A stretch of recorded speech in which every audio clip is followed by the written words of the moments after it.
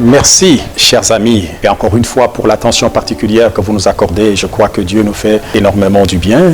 Je tiens à vous partager la pensée de ce dimanche, une pensée très forte et puissante qui s'était essentiellement concentrée sur le témoignage de notre bien-aimé Asaph. Ceci s'est rapporté au psaume 73. C'était clair. Nous voyons deux moments importants de la vie d'Asaph qui ont influencé aussi positivement que négativement son existence. C'est la présence dans le sanctuaire. Quand on part du sanctuaire, on part de la présence de Dieu.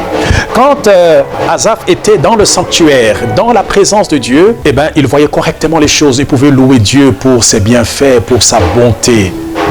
Mais quand il est sorti du sanctuaire, c'est-à-dire se déconnecter de la présence de Dieu, ne plus avoir les regards fixés sur le Seigneur pour les fixer sur l'extérieur, sur les apparences.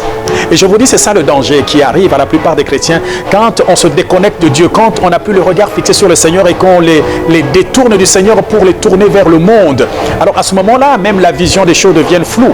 Asaph qui a béni le Seigneur parce qu'il était dans le sanctuaire, une fois déconnecté de la présence de Dieu, il ne voit plus clairement les choses. Il commence à envier les méchants au point de dire certaines choses qu'on ne peut pas comprendre. Jusqu'à quel point nous imaginez qu'un homme sans Christ peut être dans les conditions de bonheur plus que celui qui a Jésus. Vous voyez mes amis, quand on se déconnecte de la présence de Dieu, on n'est plus dans sa lumière, on commence à voir les choses, on commence à envier les méchants. Et cela nous enlève même le fardeau de leur parler du Seigneur parce qu'on croit qu'ils sont mieux que nous.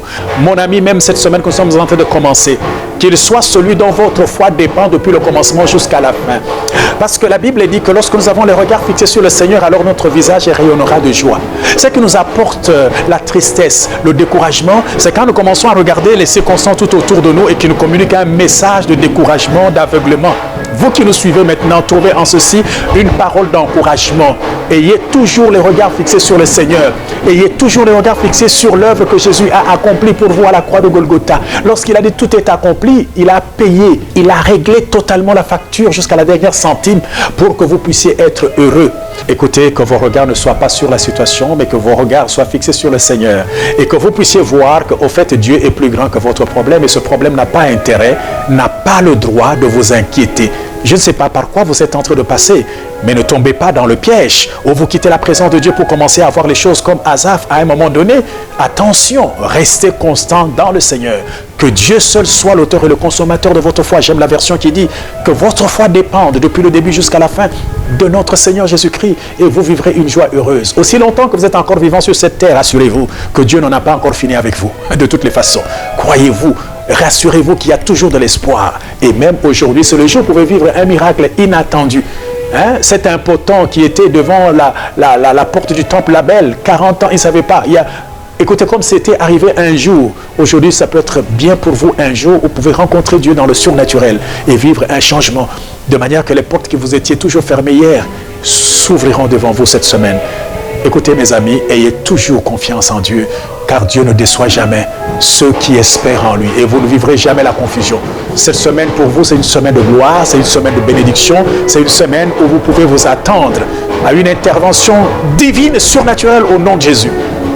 Que Dieu vous bénisse de nous avoir accueillis encore une fois et d'avoir reçu cette parole de foi.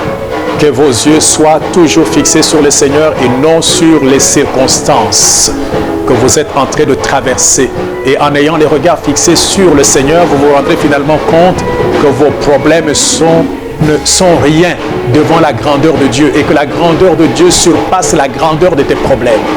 Soyez encore une fois de plus encouragés et que la bénédiction que vous avez en Christ se manifeste dans sa plénitude tout au long de cette semaine et de cette journée.